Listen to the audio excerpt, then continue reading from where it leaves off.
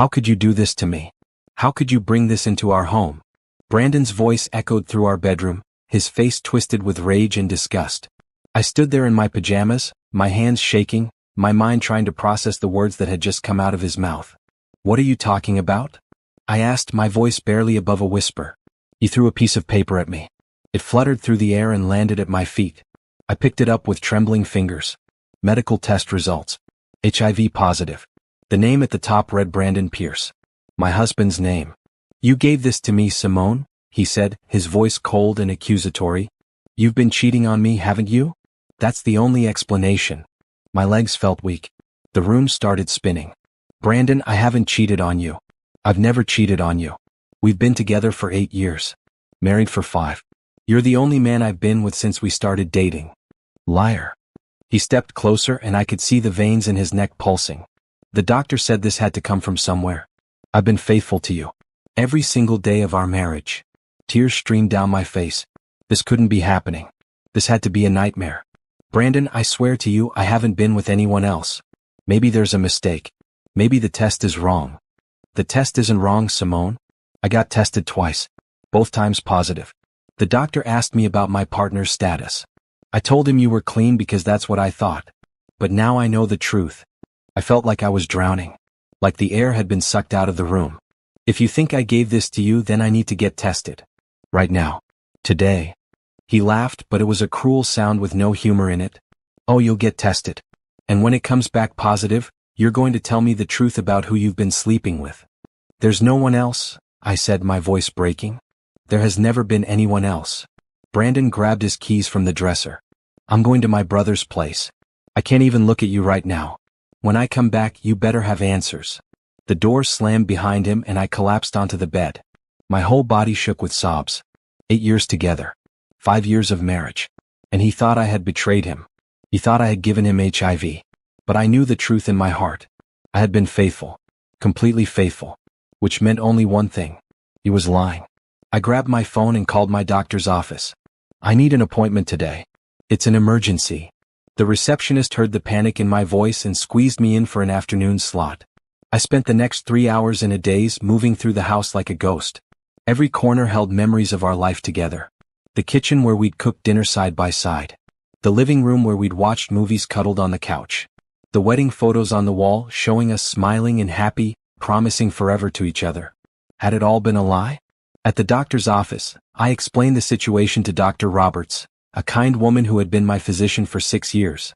She listened without judgment, then ordered a full panel of tests. Simone, I want you to understand something, she said gently. HIV doesn't appear out of nowhere. Someone has to contract it from somewhere. If your husband has it and you don't, that tells a very clear story. But what if I do have it? I asked, my voice small. Then we'll deal with it together. But based on what you're telling me, I have a feeling your test is going to come back negative. The waiting was torture. 3 days of not knowing. 3 days of Brandon staying at his brother's house and sending me angry text messages. 3 days of me replaying every moment of our relationship, looking for signs I had missed. When Dr. Roberts called me back to her office, I could barely breathe. She sat down across from me and handed me the results. Simone, you're negative. Completely negative for HIV and every other STD we tested for. I stared at the paper, at the word negative printed in bold letters next to every test. Relief washed over me, followed immediately by a wave of rage so powerful it made me dizzy. He lied to me, I whispered. He cheated on me and then he tried to blame me for it. Dr. Roberts reached across and squeezed my hand. I'm so sorry you're going through this. But I'm glad you know the truth now. I drove home in a fog of anger and grief. The man I had loved, the man I had built a life with, had betrayed me in the worst possible way. He had cheated on me, contracted HIV from whoever he was sleeping with, and then had the nerve to accuse me of being unfaithful. When I walked into our house, Brandon was sitting on the couch. He stood up when he saw me. Did you get tested? He asked. I pulled the paper from my purse and held it up. I'm negative, Brandon. Completely negative. His face went pale. All the color drained from his cheeks. His mouth opened and closed, but no words came out. So now you're going to tell me the truth, I said, my voice steady despite the storm raging inside me. Who did you sleep with? How long has this been going on? Simone, I can explain. Don't. I held up my hand. Don't you dare try to explain this away. You accused me of cheating. You made me feel like the worst person in the world. And all along it was you. He sank back onto the couch, his head in his hands. I'm sorry. I'm so sorry. Sorry doesn't fix this, Brandon. Sorry doesn't take back what you did. Sorry doesn't erase the fact that you risked my health, my life, because you couldn't keep your vows. I walked past him toward our bedroom. I needed to think. I needed to figure out what came next. Because one thing was absolutely certain. My marriage was over. I locked myself in the bedroom and sat on the edge of the bed, staring at the negative test results in my hands. The paper felt like proof of my innocence, but it also felt like a death certificate for my marriage. Every happy memory, every shared dream, every promise we'd made to each other had been built on a foundation of lies. Brandon knocked on the door. Simone, please. Let me explain. Go away, I said. I need you to understand. I don't need to understand anything. You cheated on me. That's all there is to understand. The knocking stopped and I heard his footsteps moving away down the hall. I lay back on the bed and closed my eyes, but sleep wouldn't come.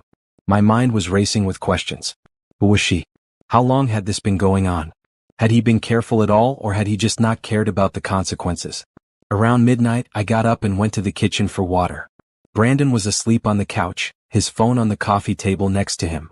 Something inside me, some instinct, told me to look. I picked up his phone. I knew his passcode because we'd never had secrets. At least that's what I thought. I opened his messages and started scrolling. There were texts from a contact labeled G that made my stomach turn. Messages going back months. Over a year, actually. Flirty messages. Explicit messages. Plans to meet up. Photos I couldn't bring myself to look at for more than a second. One message from 3 weeks ago caught my eye. G, I need to tell you something. Please don't be mad. Brandon, what's wrong? G, I went to the doctor. Brandon, I'm positive. For HIV. You need to get tested. Brandon, what? How could you let this happen? G, I'm sorry. I didn't know. Please, we need to talk about this. Brandon, don't contact me again. This is over. I scrolled further and found more messages. G, you can't just abandon me. We've been together for over a year. Brandon, I have a wife. This was a mistake. G, a mistake? You told me you were going to leave her. Brandon, I never said that. Don't contact me again or I'll block you. My hands shook as I scrolled through message after message. A year. He'd been cheating on me for over a year with a woman named Gabrielle. He'd made promises to her. Spent time with her. Built a whole secret relationship while coming home to me every night and pretending everything was fine. And when she told him she was positive for HIV, his first instinct wasn't to tell me, his wife, that I might be at risk. His first instinct was to get tested himself and then blame me for it. I took screenshots of everything. Every single message. Then I put his phone back exactly where I'd found it and went back to the bedroom. I didn't sleep that night. I sat up in bed looking at those screenshots, feeling my heart break into smaller and smaller pieces. By the time the sun came up, I had made my decision. I got dressed in my best suit. Did my makeup carefully. Put on the diamond earrings my grandmother had left me. If I was going to blow up my life, I was going to do it looking strong. Brandon woke up around 7 and found me in the kitchen, drinking coffee. Simone, he started. Can we talk about this? I set down my coffee cup and looked at him. Really looked at him. He looked tired. Guilty. Scared. Good. Her name is Gabrielle, I said calmly. His eyes went wide. How did you? You left your phone out. I read everything. The messages going back over a year.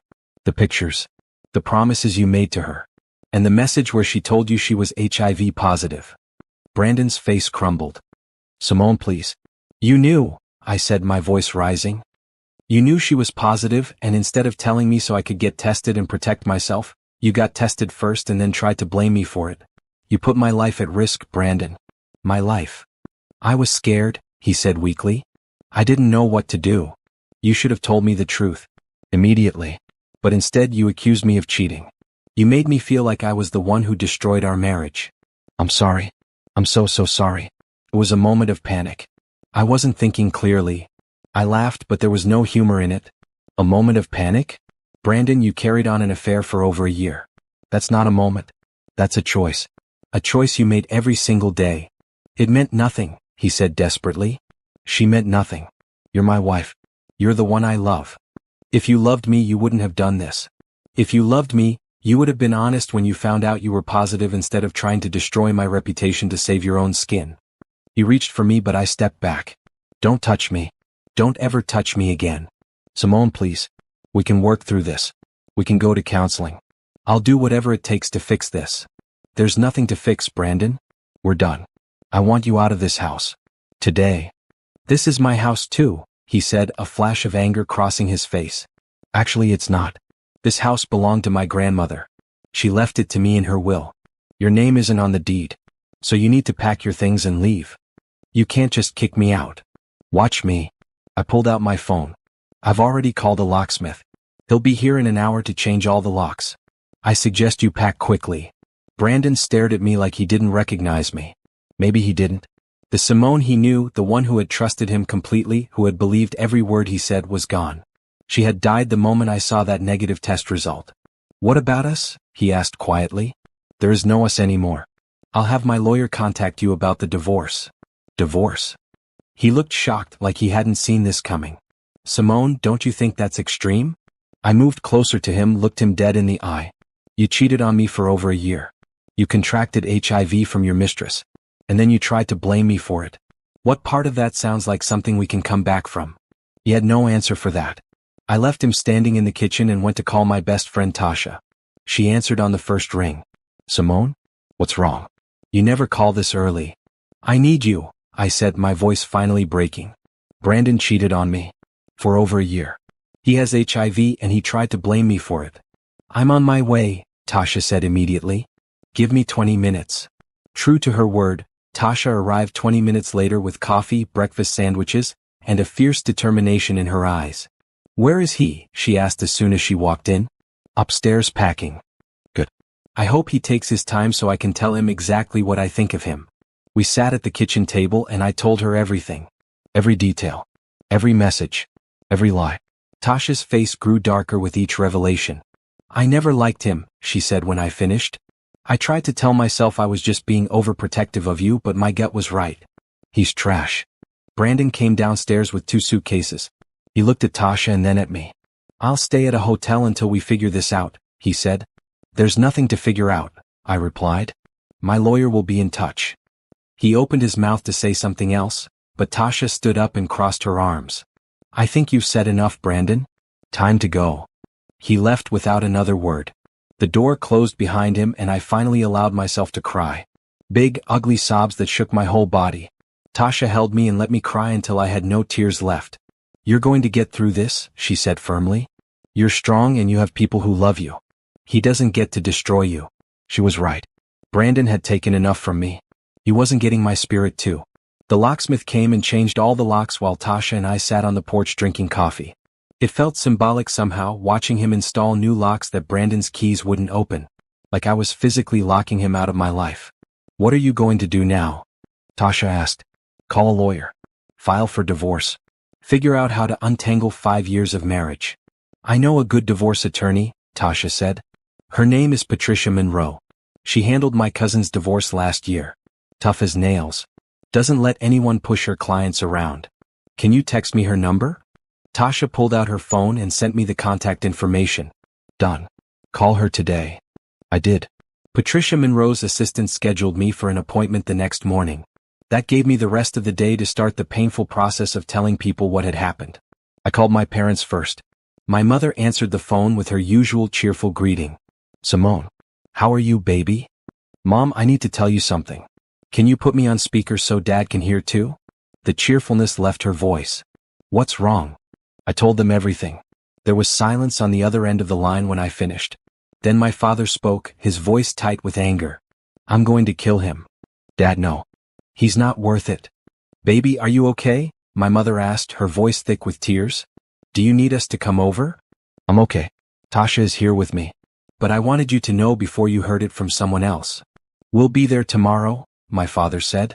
First thing in the morning. You don't have to. We're coming, my mother interrupted. You're our daughter and you need us. We'll be there. After I hung up, I felt both better and worse. Better because I had told them. Worse because saying it out loud to my parents made it more real somehow. My phone buzzed with a text from a number I didn't recognize.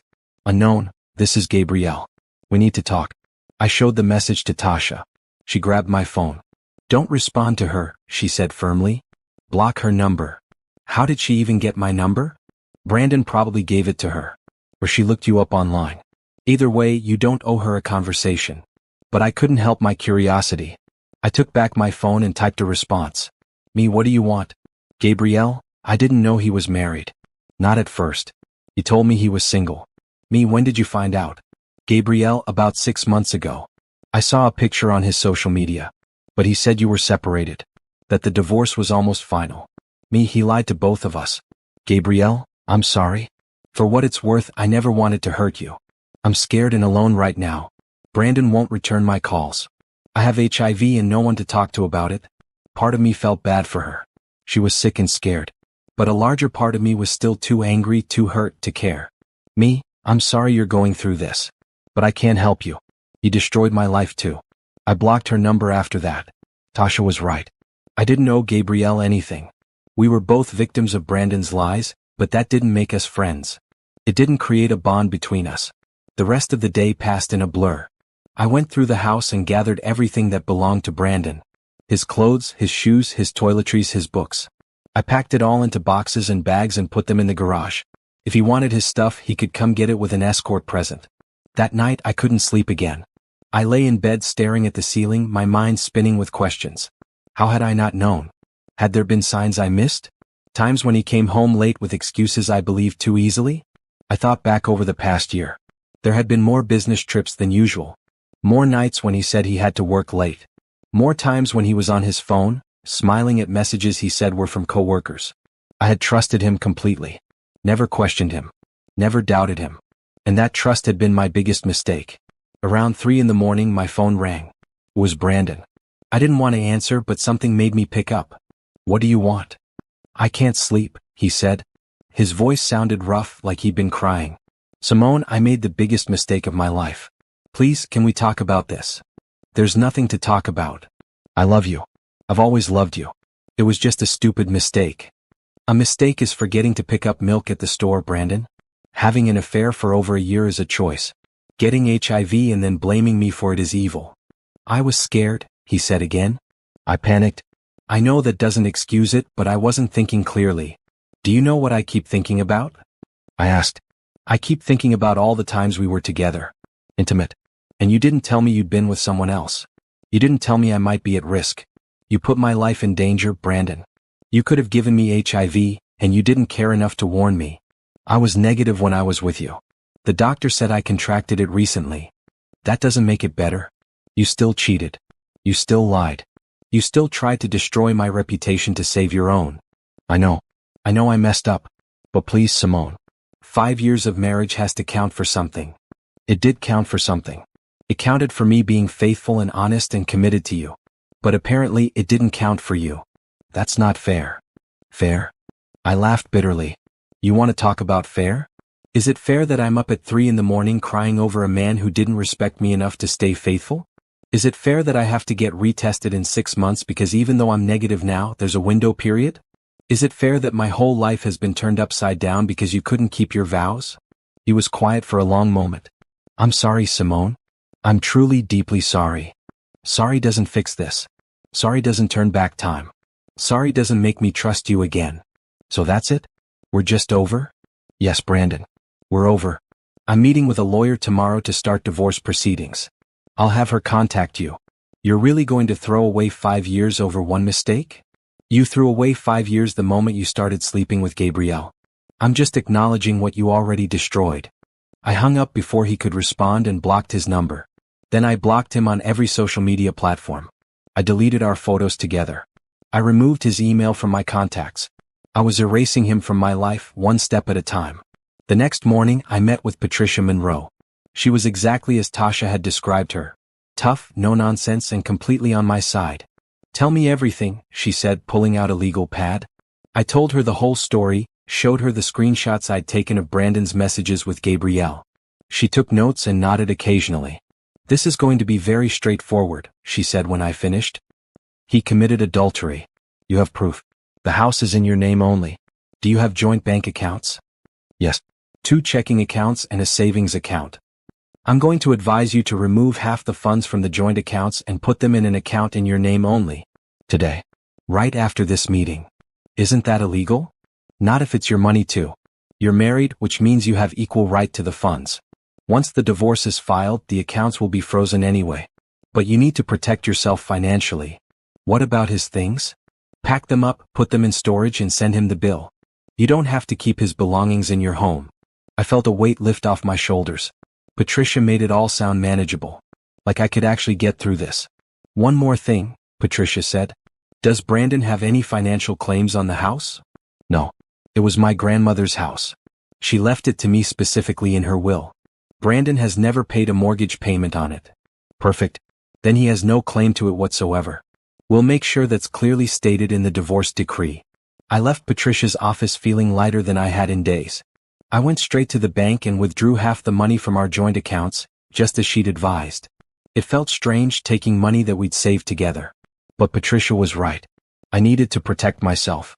My parents arrived that afternoon. My mother hugged me for what felt like forever, and my father looked ready to hunt Brandon down. Where is he? My father asked. Staying at a hotel somewhere. I don't know where and I don't care. Good, my father said. Because if I see him, I won't be responsible for my actions. My mother made dinner while Tasha and my father helped me pack up more of Brandon's things. We worked in silence mostly, the only sounds the rustle of boxes and the tape gun.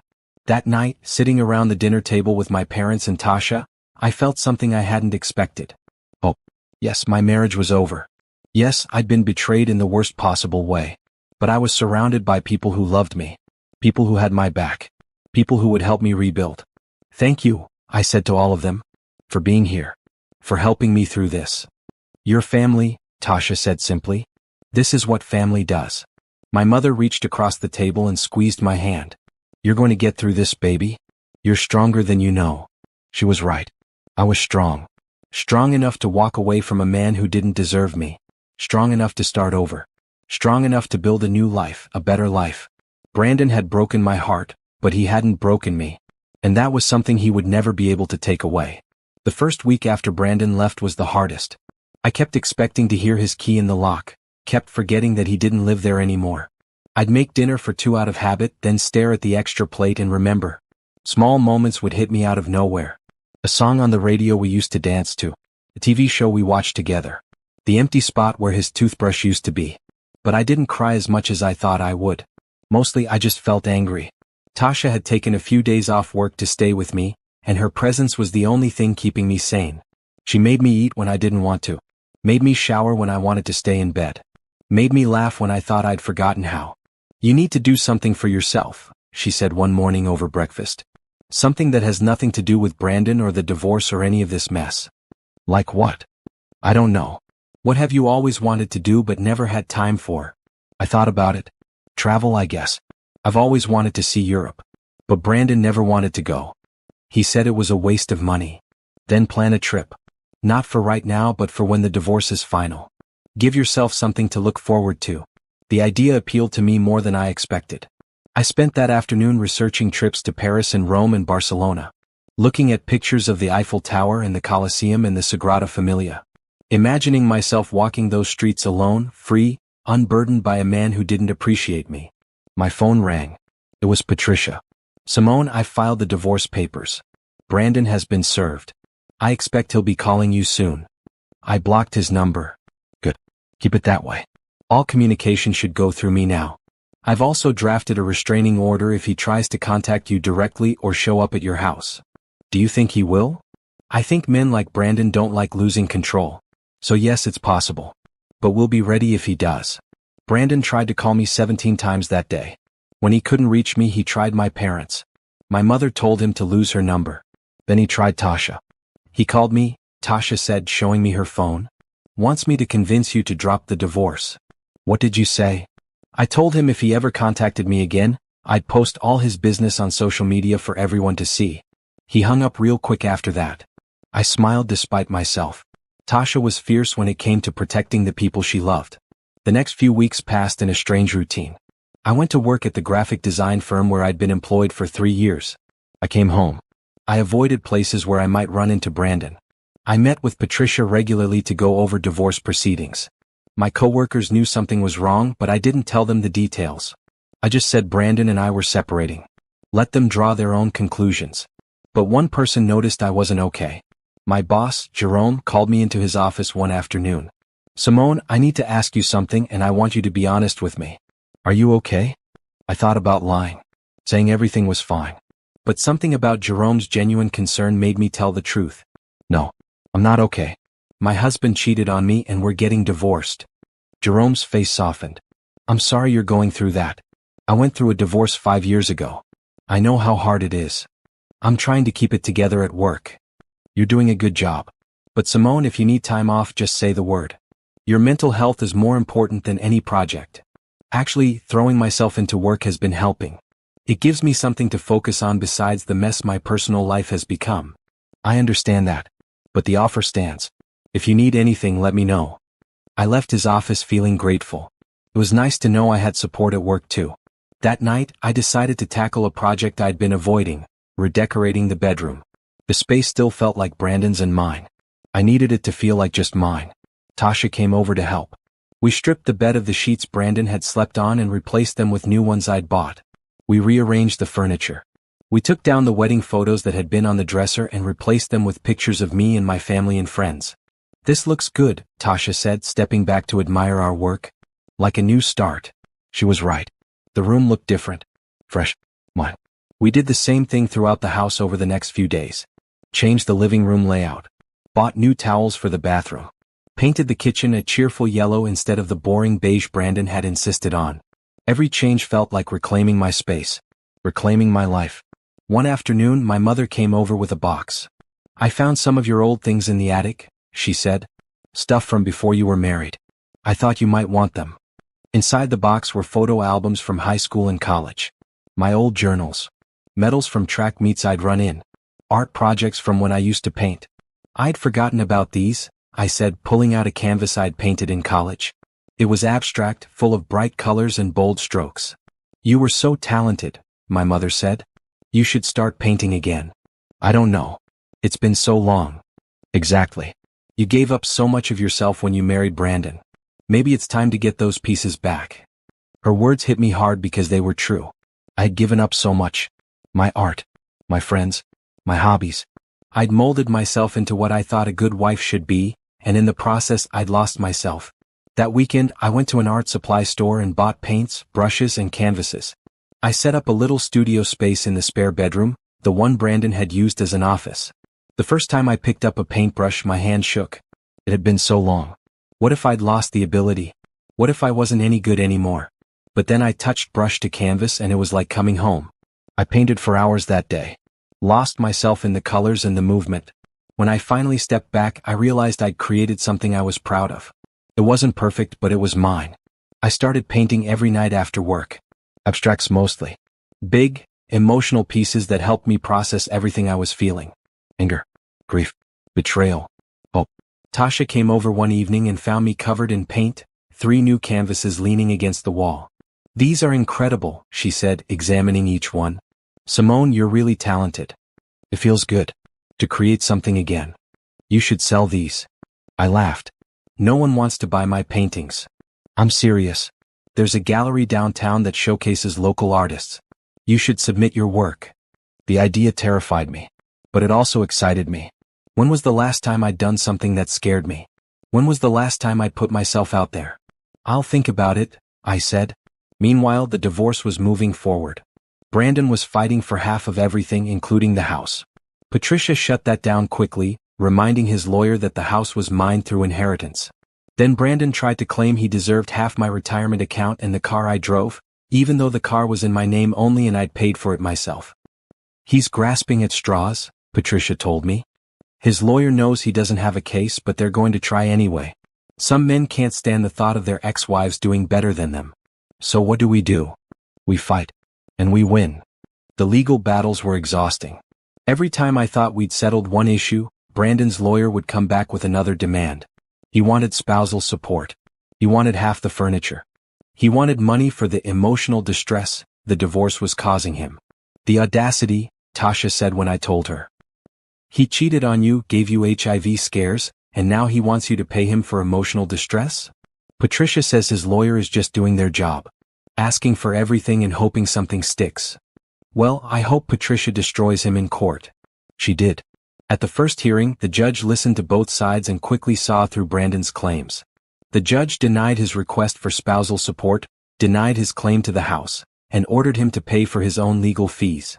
I left the courthouse feeling victorious. Brandon looked defeated. Good. As the weeks turned into months, I settled into my new life. I worked. I painted. I spent time with my parents and Tasha. I started going to therapy to process everything that had happened. My therapist, Dr. Angela, was a kind woman in her 50s who specialized in helping people through divorce. "You're doing really well," she told me after several sessions. "You're processing your emotions in a healthy way. You're not letting this define you." "Some days are harder than others," I admitted. "Sometimes I wake up and forget he's gone. Then I remember and it's like getting punched in the gut all over again." "That's normal. Grief isn't linear. You're going to have good days and bad days. The important thing is that you keep moving forward." I was moving forward. Slowly but surely I was building a new life. A life that belonged to me and no one else. One Saturday, Tasha convinced me to go out with her to a gallery opening downtown. I hadn't been out socially since the separation, and part of me didn't want to go. But Tasha wouldn't take no for an answer. "You can't hide in your house forever," she said. "Plus, this is networking. You never know who you might meet." The gallery was packed with people looking at beautiful artwork. I felt a twinge of envy looking at the paintings on the walls. These artists had been brave enough to put their work out into the world. "You could do this," Tasha whispered, reading my mind. "Your paintings are just as good as these." "Maybe," I said. We were looking at a particular piece, a vibrant abstract in reds and oranges, when a man approached us. "Beautiful, isn't it?" he said. "It is," I agreed. "Are you an artist?" he asked me. "I paint. Just for fun." "You should show your work. The owner of this gallery is always looking for new artists." Tasha elbowed me. "See? I told you." The man introduced himself as Terrence, a local artist who had pieces showing in several galleries around the city. He was friendly and easy to talk to, and for the first time in months I felt like a normal person having a normal conversation. When we left the gallery that night, I felt lighter. Like maybe there was a future for me that didn't involve sitting in my house thinking about Brandon. "You should do it," Tasha said on the drive home. "Submit your work to that gallery." "I don't know if I'm ready." "You'll never be ready if you keep waiting for the perfect moment. Sometimes you just have to jump." She was right. I'd been playing it safe for too long. Waiting for permission. Waiting for someone to tell me I was good enough. It was time to bet on myself. The divorce proceedings dragged on longer than I expected. Every time Patricia and I thought we'd reached a settlement, Brandon's lawyer would come back with new demands. It was exhausting and frustrating, but Patricia kept me grounded. "This is typical," she assured me after yet another rejected settlement offer. "He's trying to wear you down. Make you so tired of fighting that you'll give him what he wants just to be done with it." "I'm not giving him anything," I said firmly. "He destroyed our marriage. He doesn't get to profit from it too." "That's the spirit." Brandon's lawyer was arguing that he deserved compensation for the years he'd invested in our marriage. As if marriage was a business transaction. As if loving someone and being faithful were too much to ask without financial reward. Patricia tore that argument apart in court. "Your Honor," she said, standing tall in front of the judge. "My client was faithful throughout the entirety of this marriage. She maintained their home, contributed equally to their finances, and honored her vows.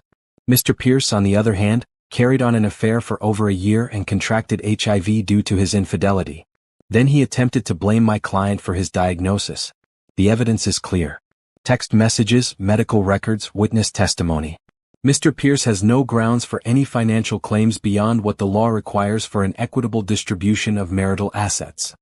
The judge looked over his glasses at Brandon's lawyer. "Does your client have any rebuttal to these allegations?" Brandon's lawyer shuffled papers nervously. "Your Honor, my client admits to making mistakes, but he believes the marriage assets should still be divided equally.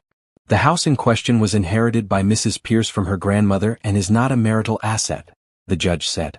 "That's been established. What other assets are we discussing?" "The vehicles, the furniture, retirement accounts, and savings."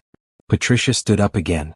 "Your Honor, the vehicle Mrs. Pierce drives is titled in her name only and was purchased with money from her personal account before the marriage. Mr. Pierce has his own vehicle. As for furniture, most of it belonged to Mrs. Pierce before the marriage or was purchased by her during the marriage with her personal funds. We have receipts. Retirement accounts were kept separate, and each party contributed to their own. The only joint asset is a savings account with approximately $15,000, which we're willing to split evenly. The judge nodded. That seems reasonable. Mr. Pierce's attorney, do you have documentation showing your client's financial contribution to any of the other assets in question? Brandon's lawyer fumbled with his papers. Not at this time, Your Honor. Then I'm ruling in Mrs. Pierce's favor on all contested items except the joint savings account, which will be split evenly. Mr. Pierce is also responsible for his own legal fees. This court is adjourned. I could have cried with relief. Patricia had won. Brandon wasn't getting the house, the car, or anything else he'd tried to claim. As we left the courthouse, Brandon was standing outside with his lawyer. He looked at me with an expression I couldn't quite read. Regret? Anger? Defeat? Simone, he called out. I kept walking. Simone, please. Can we just talk? Patricia stepped between us. Mr. Pierce, all communication needs to go through me. You know that. I just want to talk to my wife. Soon-to-be ex-wife, I corrected. And no, we have nothing to talk about. I got in Patricia's car and we drove away. I watched Brandon in the side mirror, standing on the courthouse steps looking lost. Part of me felt bad for him. But mostly I just felt free. You did great in there, I told Patricia. You did great. You stood your ground. A lot of people cave under pressure like this. They just want it to be over. But you fought for what was rightfully yours. I couldn't have done it without you. That's what I'm here for. The next few weeks were quieter on the legal front. Brandon seemed to have accepted that he wasn't going to get what he wanted. The divorce was moving toward finalization. But then I got a call from Patricia that changed everything. Simone, I need to tell you something. Gabrielle, the woman Brandon had an affair with, is suing him. For what? For knowingly exposing her to HIV. She's claiming he knew his status and didn't tell her. But he didn't know. Did he? According to the timeline and the medical records we've seen, he contracted HIV from her. But she's claiming the opposite. That he gave it to her. That's not true. I saw the messages.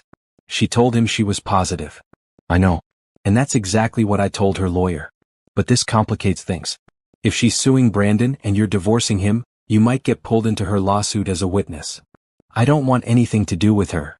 I understand. But you may not have a choice. If she subpoenas you, you'll have to testify. The thought of being in the same room as Gabrielle made my stomach turn.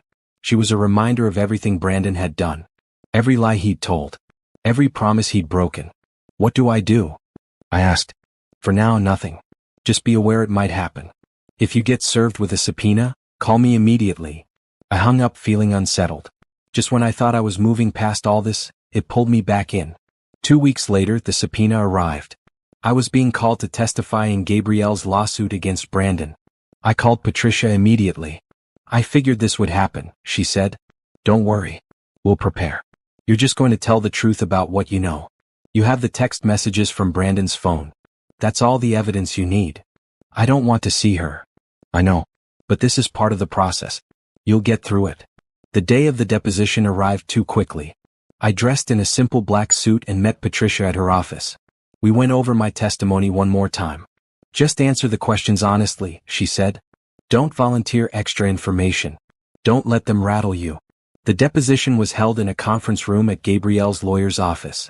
When I walked in, Gabrielle was already there. She looked thin and tired. Sick. For a moment, I felt sorry for her. Then I remembered she had slept with my husband for over a year. The deposition lasted 2 hours. Gabrielle's lawyer asked me questions about my marriage, about when I found out about the affair, about the HIV test results. I answered everything truthfully, showing them the screenshots I'd taken from Brandon's phone. When the lawyer showed me the messages where Gabrielle told Brandon she was positive, her face went pale. I don't remember sending that, Gabrielle said. But it's from your phone number, her lawyer pointed out. I must have been confused. Maybe I meant something else. It was clear she was lying. She had told Brandon she was positive first. Now she was trying to rewrite history to make herself the victim. After the deposition, Patricia and I walked to our car. You did great, she said. Your testimony completely contradicts her claims. I don't think her lawsuit is going anywhere. Good.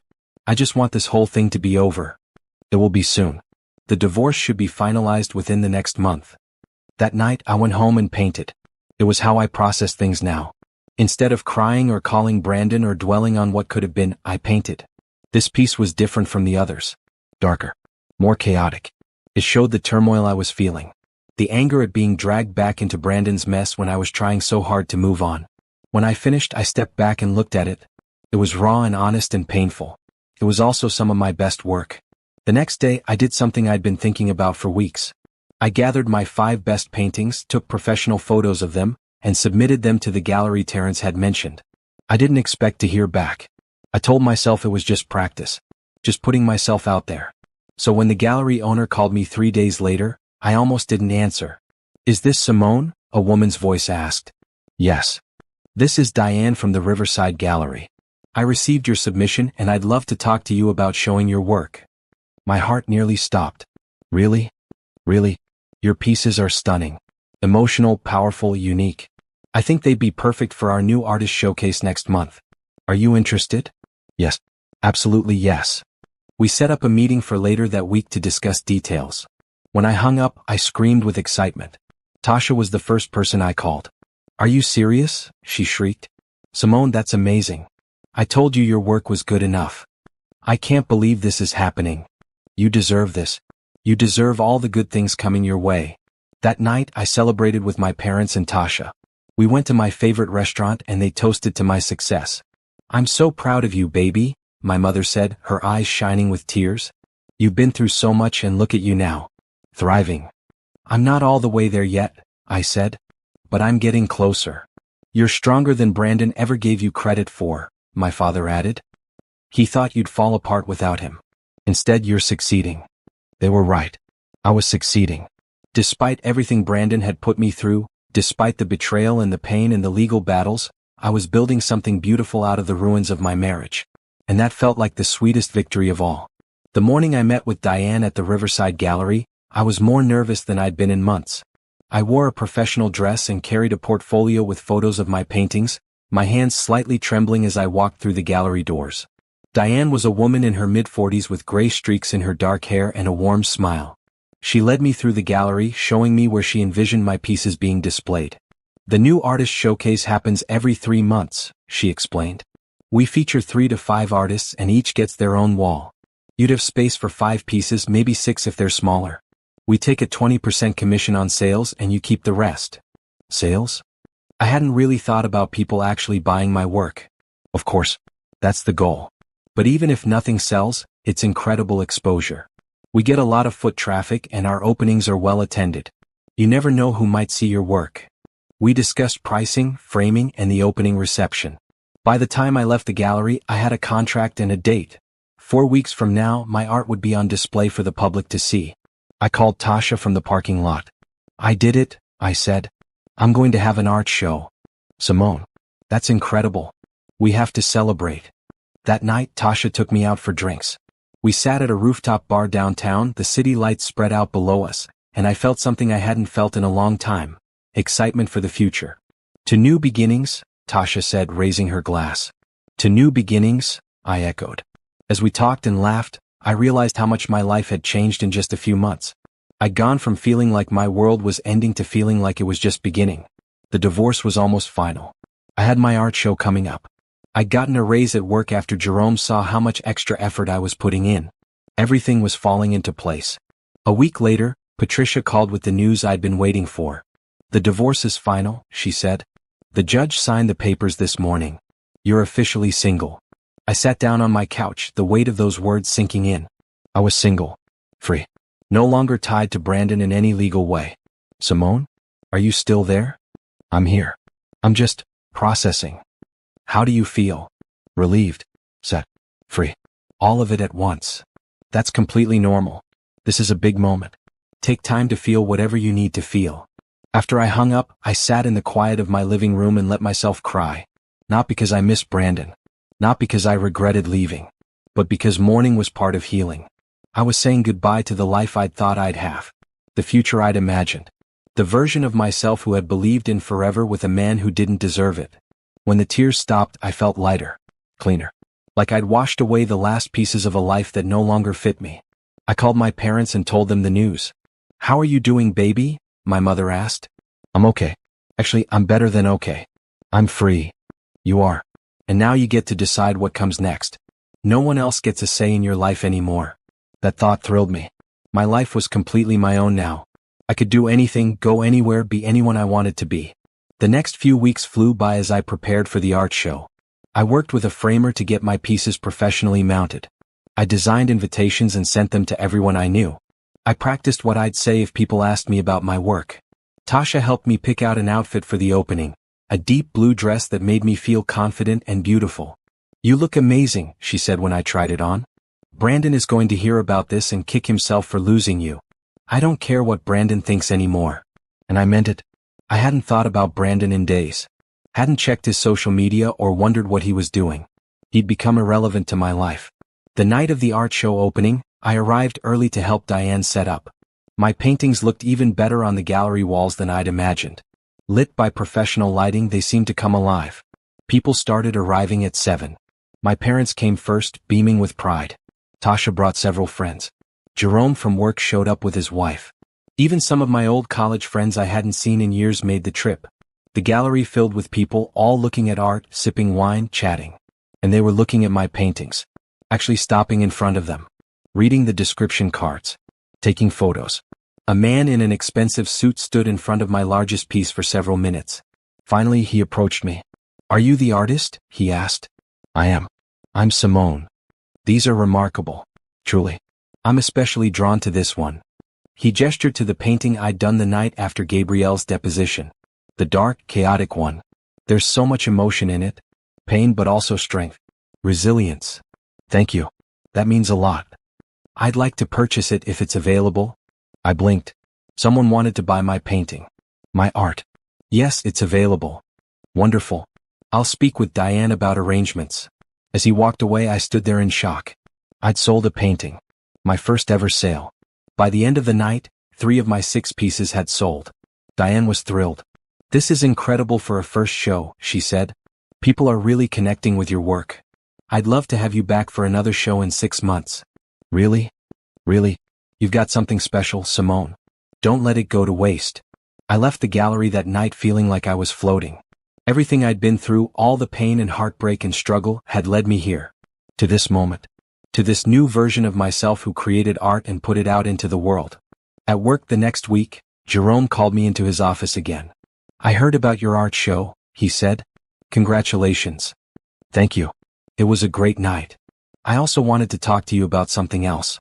We're opening a new position. Senior designer. It would mean more responsibility, more creative control, and a significant pay increase. I think you'd be perfect for it." I stared at him. "Are you serious?" "Completely. You've been doing excellent work, especially these past few months. You've shown dedication and creativity, and I think you're ready for this next step." Yes. Thank you. I'd love to apply." "No need to apply. The job is yours if you want it." I walked out of his office in a daze. A promotion. More money. More creative freedom. Everything was coming together. That night, I treated myself to dinner at a nice restaurant. I sat alone at a table by the window eating good food and drinking wine, and I wasn't lonely. I was content. Happy even. I thought about where I'd been 6 months ago. Devastated. Broken. Believing my life was over. And now look at me. Successful. Independent. Creating art. Living life on my own terms. Brandon had tried to destroy me. He'd cheated, lied, blamed me for his mistakes, and then tried to take half of everything I owned. But he'd failed. I was still standing. Stronger than ever. My phone buzzed with a text from Tasha. "Drinks this weekend to celebrate your promotion?" I smiled and typed back, "Absolutely." Life was good. Better than good. Was mine.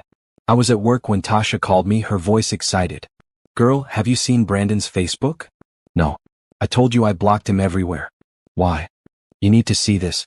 I'm sending you screenshots." A moment later, my phone buzzed with images.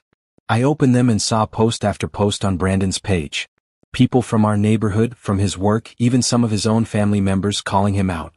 One post from his cousin read, "Can't believe you did Simone like that. She was nothing but good to you. You should be ashamed." Another from a mutual friend, "Just found out what you did. Disgusting. Don't contact me again." Even his mother had commented, "I raised you better than this. I'm disappointed in you." What happened? I asked Tasha. Word got out. About the cheating. About the HIV. About how you tried to blame Simone. It's all over social media. Someone must have talked. I felt a strange mix of emotions. Part of me felt vindicated. The truth was out there. People knew what he'd done. But another part of me felt bad for him. This was public humiliation on a massive scale.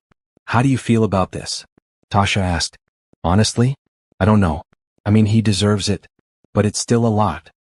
He brought this on himself. Actions have consequences. She was right. Brandon had made his choices. Now he was facing the results.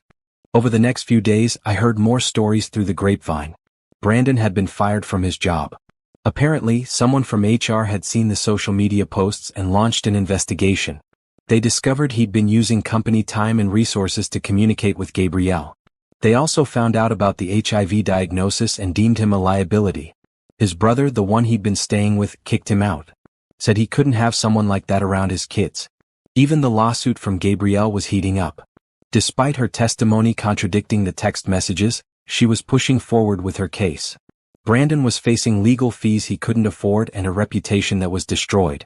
I should have felt happy about his downfall. Instead, I felt nothing. Brandon's problems weren't my problems anymore. His life wasn't my concern. I was too busy living my own life. My new position at work was everything Jerome had promised. I had more creative control over projects. I was managing a small team. My paycheck had increased significantly. I was also working on new paintings for my next show at the gallery. Diane had already scheduled it for 4 months out, and I wanted to have at least 8 pieces ready. These new paintings were different from the ones in my first show. They were brighter, more hopeful. They showed transformation, growth. A caterpillar becoming a butterfly, a seed becoming a flower, darkness giving way to light. I was painting my own journey, my own metamorphosis. One Saturday afternoon, I was at the grocery store when I ran into someone I hadn't expected to see. Brandon's mother. She was standing in the produce section looking at tomatoes. When she saw me, her face crumpled. "Simone," she said softly. "Hello, Mrs. Pierce. I'm so sorry for everything my son did to you. I didn't raise him to be that kind of man. I know you didn't. He's staying with me now. His brother won't let him back in the house. He lost his job. Everything is falling apart for him." I felt a flicker of something. Not pity exactly, but not satisfaction either. "I hope he gets the help he needs," I said carefully. "He asks about you sometimes. Wonders how you're doing." "I'm doing very well, actually." Mrs. Pierce smiled sadly. "I can see that. You look happy, healthy. You're glowing." "Thank you. I just wanted you to know that I'm proud of you. For leaving. For standing up for yourself. My son didn't deserve you." Her words brought tears to my eyes. "That means a lot coming from you. You take care of yourself, Simone. And if you ever need anything, you call me.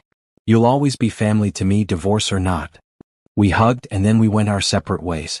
That interaction stayed with me for days. It reminded me that Brandon's actions had hurt more people than just me. His family was dealing with the fallout too. But that wasn't my responsibility to fix. A few weeks later, I got a call from Patricia. "Gabrielle dropped her lawsuit against Brandon," she said. "She did? Why?" "The evidence was too strong against her. The text messages you provided proved she was the one who told him she was positive first. Her lawyer advised her to drop it before it went to trial, and she ended up owing Brandon legal fees." "So it's over?" "It's over. You won't be called to testify again. This chapter is completely closed." I hung up feeling like a weight had been lifted. No more depositions. No more lawyers. No more being dragged into Brandon's mess. I was truly free. That night, I went to dinner with my parents and Tasha to celebrate. "To Simone," my father said, raising his glass, "who came out on top despite everything that was thrown at her." "To Simone," everyone echoed. As we ate and talked and laughed, I realized how blessed I was. Yes, Brandon had hurt me. Yes, the divorce had been painful. But I'd come out of it with more than I'd lost. I had my art, my career, my friends and family, my self-respect. And most importantly, I had myself back. The old Simone, the one who had lost herself in marriage, was gone. In her place was someone stronger, more confident, more sure of who she was and what she deserved. Later that week, I was featured in a local magazine for my art. They did a whole spread about my journey from heartbreak to creative success. The article was titled "Turning Pain into Art: One Woman's Story of Resilience." When it came out, my phone exploded with messages. Old friends congratulating me. Strangers saying my story inspired them. Other women who had been through similar situations thanking me for being open about my experience. One message stood out. It was from a woman named Nicole. "I just read your article. My husband cheated on me too, and I've been struggling with whether to leave. Your story gave me the courage I needed. Thank you for sharing it." I responded immediately, "You deserve better than someone who doesn't respect you. It's hard, but leaving was the best decision I ever made. You're strong enough to do this." She wrote back, "Thank you. I'm meeting with a lawyer tomorrow." That exchange reminded me why I'd agreed to do the article in the first place. Not for attention or sympathy, but because my story might help someone else. Might give another woman the courage to leave a situation that wasn't serving her. If I could do that, if my pain could help someone else avoid or escape their own pain, then it was worth it. Brandon tried to contact me one more time after the article came out. He sent an email to my work address, the only one he had left that I hadn't blocked. "Simone, I saw the article. I'm proud of you for everything you've accomplished. I know I don't have the right to say this, but I'm sorry for everything. I hope one day you can forgive me." I read it once, then deleted it without responding. Forgiveness might come someday. But it wouldn't come from a place of obligation. It would come when I was ready, if I was ever ready. And it would be for me, not for him. For now, I was focused on moving forward. On building the life I deserved. On being the person I was always meant to be. And that person didn't include Brandon in any way. The day the final divorce papers arrived felt surreal. I held the envelope in my hands, knowing what was inside, but somehow still surprised it was real. I opened it carefully and read through the decree. Everything was exactly as Patricia had fought for. The house was mine. My car was mine. My retirement account was mine. We'd split the joint savings account evenly, and Brandon was responsible for his own debts and legal fees. It was over.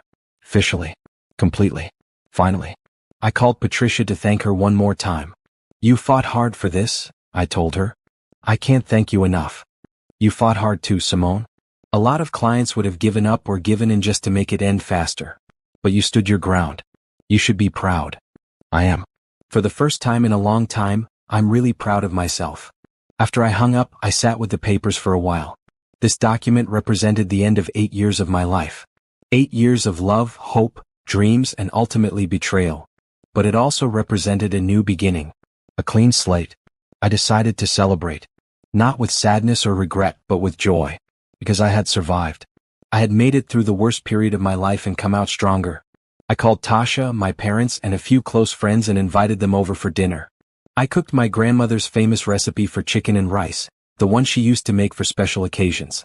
I set the table with my good dishes and lit candles. When everyone arrived, I raised my glass. "Thank you all for being here tonight. This is a celebration. Not of a marriage ending, but of a life beginning. The divorce is final. I'm officially single.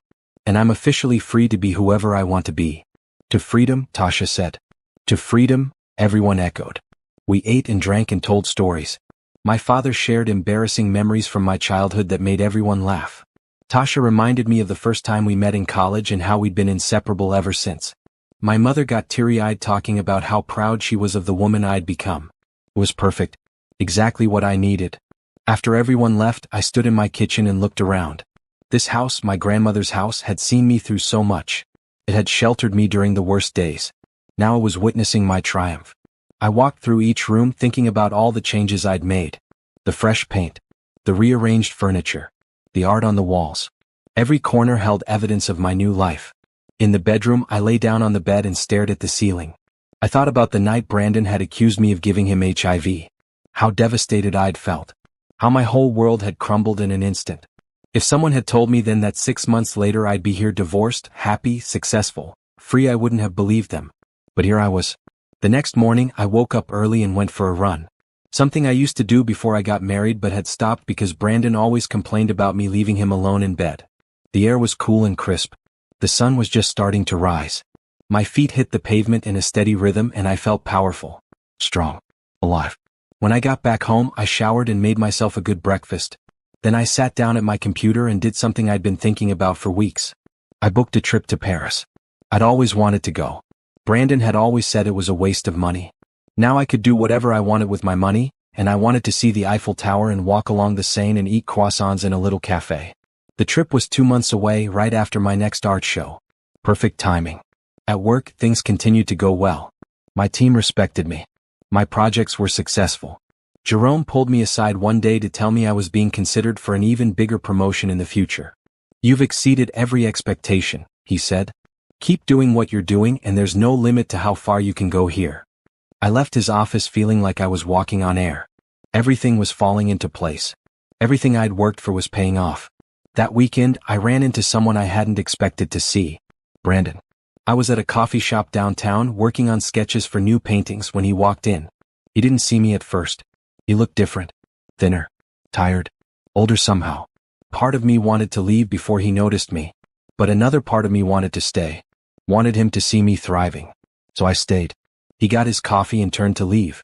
That's when he saw me. His face went through several emotions at once. Surprise. Regret. Something that might have been longing. "Simone," he said. "Brandon. Can we talk? Just for a minute?" I considered saying no. Considered walking out. But curiosity got the better of me. "Sure. But just a minute." He sat down across from me, his coffee cup trembling slightly in his hands. "You look good," he said. "Really good. Happy." "I am happy. I heard about your art shows. About your promotion. I'm glad things are working out for you." "Thank you." There was an awkward silence. "I wanted to apologize," he finally said. "Again. For everything. I know I already said it in the email, but I needed to say it to your face. What I did was unforgivable. You didn't deserve any of it." "No, I didn't. I was a coward. And a fool. I threw away the best thing that ever happened to me because I was selfish and stupid." I looked at him, really looked at him, and felt nothing. No anger. No love. No regret. Just nothing. "I hope you've learned from this," I said. "I hope you become a better person." "I'm trying. I'm in therapy. Taking my medication. Trying to rebuild my life." "Good. Everyone deserves a second chance. But not with me. My chapter with you is closed." He nodded, his eyes glistening. "I understand. I just wanted you to know that I'm sorry. And that I hope someday you can forgive me." "Maybe someday," I said. "But not today." He stood up to leave, then paused. "For what it's worth, I'm proud of you. For leaving me. For building this amazing life. You're doing what I should have supported you in doing all along." Then he left. I sat there for a few minutes, processing. That encounter, brief as it was, gave me closure I didn't know I needed. Brandon was sorry. He was suffering consequences. He was trying to do better. But none of that was my concern anymore. I packed up my sketches and went home. I had paintings to finish. A trip to Paris to plan.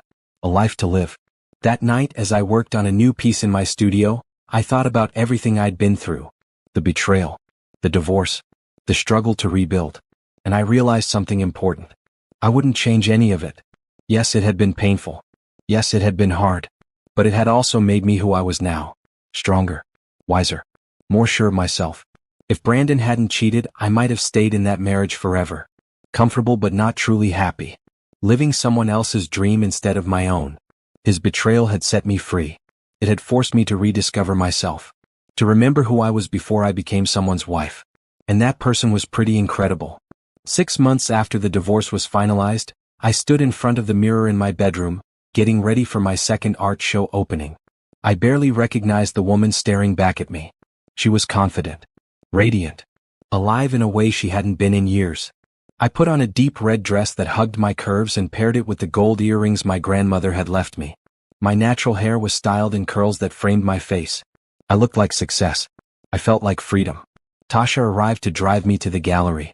"Look at you," she said when I opened the door. "You're glowing." "I feel good," I admitted. "Really good." The gallery was already filling with people when we arrived. Diane greeted me with a huge smile. "Simone, your new pieces are incredible. We've already had 3 inquiries about purchases, and the show hasn't even officially started." I walked through the gallery looking at my paintings on the walls. These pieces were so different from my first show. Where those had been dark and emotional, full of pain and processing, these were bright and hopeful. They showed transformation, healing, joy. One painting showed a woman breaking free from chains, her arms raised to the sky. Another depicted a phoenix rising from ashes.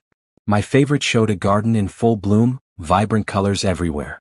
They told the story of my journey. From devastation to triumph. The gallery filled quickly. More people than my first show. Friends, family, co-workers, and strangers who had heard about my work. Even Jerome came with his wife. A reporter from the local newspaper interviewed me about the show and my artistic process. "Your work has such a strong emotional core," she said. "Where does that come from?" "Life experience," I answered honestly. "I went through a difficult time and art became my way of processing it. These paintings show the other side of that darkness, the healing and growth that comes after. It's very inspiring." By the end of the night, 6 of my 8 paintings had sold. 6. People were connecting with my work, seeing themselves in it, finding hope in it. Diane pulled me aside as the event was winding down. "Simone, I have a proposal for you. There's a gallery in New York that's looking for emerging artists to feature. I'd like to recommend you. Are you interested?" New York. My heart raced. "I know it's a big step, but I think you're ready. Your work deserves a bigger audience." "Yes," I said without hesitation. "I'm interested."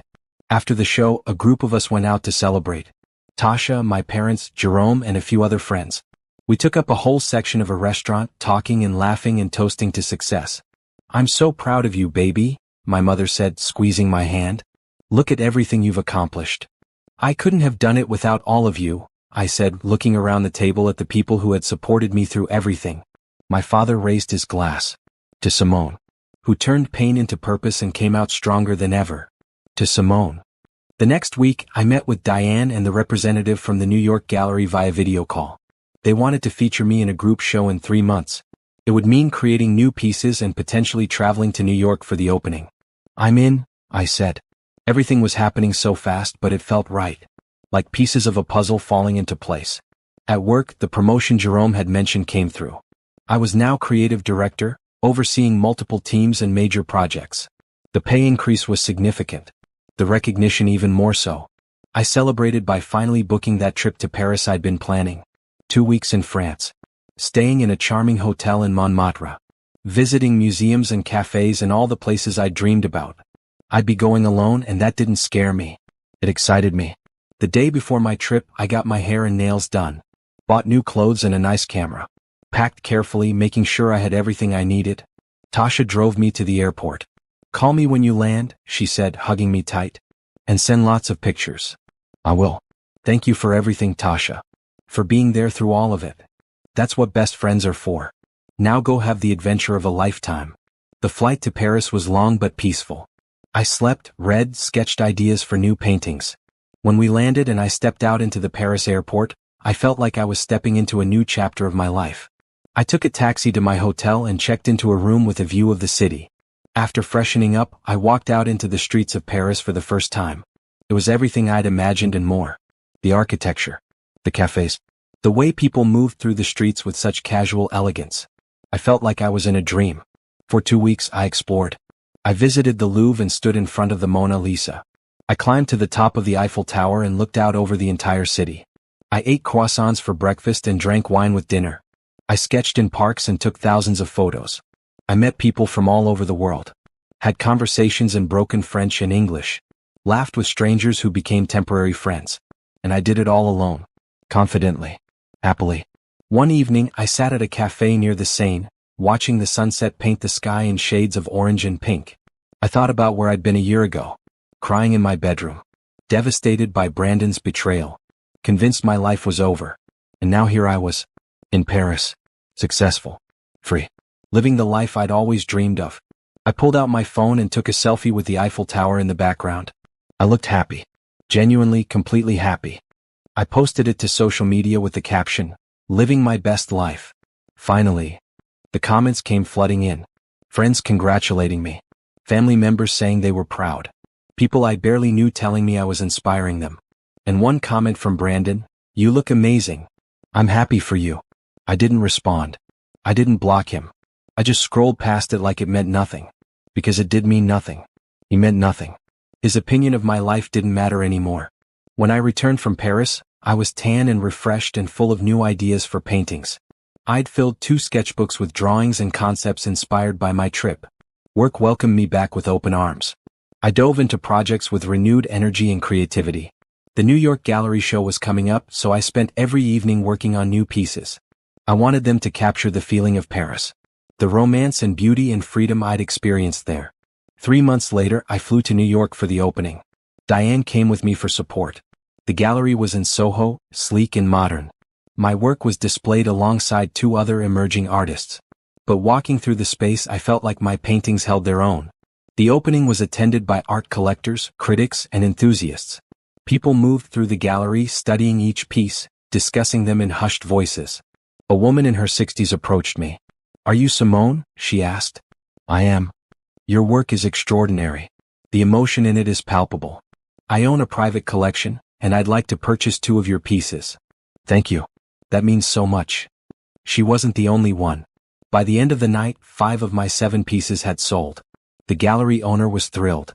"You have a real future in this," he told me. "I'd love to work with you again." Flying back home, I felt like I was floating. Everything I'd worked for was coming together. My art was being recognized. My career was thriving. My life was full and rich and entirely my own. I thought about Brandon sometimes. Wondered how he was doing. But those thoughts were fleeting and held no emotion. He was part of my past, but he had no place in my future. My future belonged to me. 1 year after the divorce was finalized, I stood in my living room looking at the invitation in my hand. A mutual friend was getting married and had invited both Brandon and me to the wedding. I debated whether to go. Part of me wanted to avoid the possibility of seeing him. But a larger part of me wanted to go. To show up looking amazing and living my best life. So I RSVP'd yes. I bought a stunning dress for the occasion. Emerald green, fitted perfectly, making me look and feel like $1 million. I got my hair and makeup done professionally. When I looked in the mirror, I saw a woman who was thriving. Tasha came with me to the wedding. She'd been my rock through everything, and I wanted her there for moral support. We arrived at the venue, a beautiful garden with white flowers everywhere. The ceremony was lovely. The bride looked radiant. Love was in the air. During the reception, I was chatting with old friends when I felt someone watching me. I turned and saw Brandon across the room. He looked rough. His suit didn't fit quite right. He'd gained weight. He looked tired and older than his years. He was alone, standing by himself near the bar. When our eyes met, I saw something in his face. Regret. Longing. Loss. He started walking toward me. "Here we go," Tasha muttered beside me. Brandon approached slowly, like he was afraid I might run away. "Simone," he said. "You look incredible." "Thank you. Can we talk? Just for a minute?" I looked at Tasha. She raised an eyebrow, leaving the decision to me. "Sure," I said. 1 minute. We stepped away from the crowd, finding a quiet corner of the garden. "I heard about your success," Brandon said. "The art shows. The promotion. The trip to Paris. I'm genuinely happy for you." "Thank you. I've been trying to get my life together. Started a new job. Still in therapy. Taking care of my health. But it's been hard." "I'm sure it has." He looked down at his shoes. "I think about you all the time. About what we had. What I threw away. Brandon, I know. I know you've moved on. I can see it. You're happy. Successful. Everything I should have supported you in being when we were together. But I was too selfish. Too stupid." "We can't change the past," I said gently. "All we can do is learn from it and try to do better." "I know. I just wanted you to know that I'm sorry. Not because I want you back, I know that's not possible. But because you deserve to hear it. You deserved so much better than what I gave you." I looked at him, really looked at him, and felt something I hadn't expected. Compassion. Not love. Not even friendship. Just compassion for another human being who was struggling. "I hope you find what you're looking for, Brandon. I hope you become the man you're capable of being. But I found what I'm looking for, and it doesn't include you." He nodded, his eyes wet. "I understand. Take care of yourself, Simone." "You too." He walked away and I watched him go. I felt lighter. Like that final conversation had closed a door I hadn't realized was still slightly open. Tasha appeared at my side. "You okay?" "I'm perfect," I said. And I meant it. The rest of the reception was fun. I danced with friends. Caught up with people I hadn't seen in years. Celebrated love and new beginnings. Several people commented on how good I looked, how happy I seemed. "Divorce looks good on you," one friend joked. "Freedom looks good on me," I corrected, and we both laughed. Near the end of the night, a man approached me. He was tall, handsome, well-dressed. He'd been watching me dance. "Hi," he said. "I'm Trevor. I've been trying to work up the courage to ask you to dance all night." I smiled. "Well, here's your chance." We danced to a slow song. He was funny and charming and respectful. When the song ended, he asked for my number. "I'd love to take you to dinner sometime," he said. "If you're interested." I looked at him. Really looked. He seemed genuine. Kind. Worth taking a chance on. Sure, I said and gave him my number. Later, driving home with Tasha, she was practically bouncing in her seat. Did you see Brandon's face when you were dancing with Trevor? He looked like he wanted to die. I laughed. I didn't even notice. I was too busy having fun. That's the energy. Living your life, not worrying about him at all. That's the ultimate revenge. She was right. The ultimate revenge wasn't getting back at Brandon or making him suffer. It was being happy. Being successful. Living well. That was the victory. The next few months continued the upward trajectory. I went on a few dates with Trevor. He was nice and we had fun together, but I wasn't in a rush to get serious. I was enjoying my independence too much. My art career continued to flourish. I had pieces in 3 different galleries now. I'd been commissioned to create work for a corporate office building. I was making real money doing something I loved. At work, I was being groomed for an executive position. Jerome told me I was one of the most valuable members of the team. My life was full, rich, meaningful. I woke up every morning excited about the day ahead. I went to bed every night grateful for what I had. 1 year to the day after I'd shown Brandon my negative HIV test results, I threw myself a party. Not a pity party. A celebration party. 1 year of freedom, I told my guests. 1 year of living life on my own terms. 1 year of becoming the woman I was always meant to be. Everyone raised their glasses. To Simone. I looked around at the faces of the people I loved. My parents, Tasha, my coworkers, my new friends, people who supported me, uplifted me, celebrated me. This was my life now. This was my victory. Not because I'd destroyed Brandon or gotten revenge or made him suffer, but because I'd saved myself. I'd rebuilt myself. I'd created a life so beautiful and fulfilling that what he'd done to me barely mattered anymore. That night, after everyone left, I sat on my porch with a glass of wine and looked up at the stars. I thought about the woman I'd been a year ago. Broken. Devastated. Convinced her life was over. And I thought about the woman I was now. Strong. Successful. Free. I'd done it. I'd survived the worst betrayal of my life and come out better for it. Brandon had tried to break me. Instead, he'd freed me. And now I was flying. I raised my glass to the sky. Thank you, I whispered, for showing me who I really am. The stars twinkled back at me and I smiled. Life was good. Better than good. Life was mine. And that was the sweetest victory of all. Unaware she had just inherited the very company signing his $500 million deal that very evening, Elena Mitchell watched from the shadows of the Crescent Hotel ballroom as her husband Marcus commanded the stage in his silver gray suit, basking in applause from Dallas's elite circle. But when she stepped forward to congratulate him, he poured red wine down her dress and called her unworthy to stand among people of his caliber, humiliating her in front of 500 witnesses who gasped at his cruelty. The wife he dismissed as ordinary absorbed every stare, every whisper, every pitying glance with quiet dignity. But what Marcus didn't know was that the company funding his entire deal, the investors applauding his success, the empire he thought he'd built, all of it belonged to the woman now walking away from him in wine-soaked silence. As Elena disappeared through the ballroom doors, she pulled out her phone and made a single call that would terminate the $500 million contract and pull every investment her holding companies had placed in his firm, leaving the man who poured wine on his wife completely unaware that the ground beneath his elite circle was about to shatter. But how long had she known about his affairs, his arrogance, his secret life? Why had a billionaire heiress hidden her power from the husband who now stood smiling on stage, seconds away from losing everything? And what would Marcus do next when he discovered the wife he called unworthy was the very force that could and would destroy him?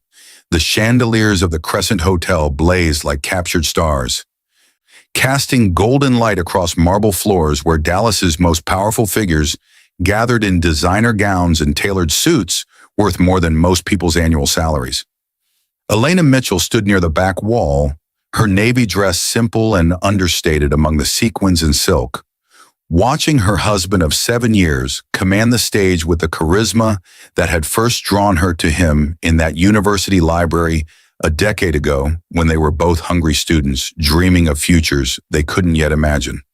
Marcus Mitchell's silver gray suit fit him perfectly, custom tailored to emphasize the physique he maintained with a personal trainer 3 times weekly, and his smile, That brilliant, confident smile captivated the room of 800 guests gathered for what the media had dubbed the deal of the decade.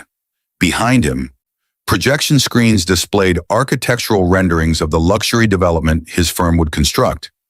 50-story towers of glass and steel that would reshape the Dallas skyline and cement his reputation as one of the city's elite real estate developers. This $500 million project represents not just buildings, Marcus declared, his voice resonating through the sound system with practiced polish, but the future of urban luxury living. And I want to thank Meridian Capital Holdings for believing in this vision, for investing in excellence, for recognizing that true success requires both ambition and execution. Elena's fingers tightened around her clutch as applause thundered through the ballroom. Meridian Capital Holdings. The name rolled through the crowd like a blessing, whispered with reverence by men in Rolexes and women dripping in diamonds. None of them knew. Not a single person in this room understood that Meridian Capital Holdings was merely one branch of the trust structure Elena had built over 15 years, starting with the inheritance from her grandmother Margaret Ashford, a woman who taught her that true power was silent, that influence worked best from shadows, and that the moment people knew you held the cards was the moment you'd already lost control of the game. She'd been 23 when grandmother Margaret died, leaving her the Ashford industrial fortune built over 4 generations, along with advice whispered on her deathbed. Hide what you own, Elena. Test the people who claim to love you. Money reveals character the way fire reveals impurities in gold. And you must know what burns away when the flames rise high. So Elena had created layers, holding companies within holding companies, trusts managed by law firms in 3 states, investment vehicles with innocuous names that concealed billions in assets. She'd walk through the world as Marcus's simple wife, the woman who'd supposedly left her graduate program to support his career, the devoted partner who attended his events but never sought spotlight, never demanded recognition, never revealed the empire she quietly commanded from a home office he'd never even bothered to enter. Marcus descended from the stage now, shaking hands with executives from his development team, accepting congratulations from competitors who masked envy behind professional smiles. Elena watched him move through the crowd, observed how his hand lingered on the shoulder of Vanessa Chen, the marketing director who joined his firm 8 months ago, and whose perfume Elena had smelled on his shirts for the past 6 months. She'd known about the affair since March. Known, watched, documented, and waited to see if Marcus would remember the vows he'd made, the promises that once meant everything. Darling, Marcus's voice cut through her thoughts, though his eyes barely met hers as he gestured vaguely in her direction while speaking to a cluster of investors. My wife, Elena, she handles the home front while I build empires. The casual dismissal stung less than it once would have.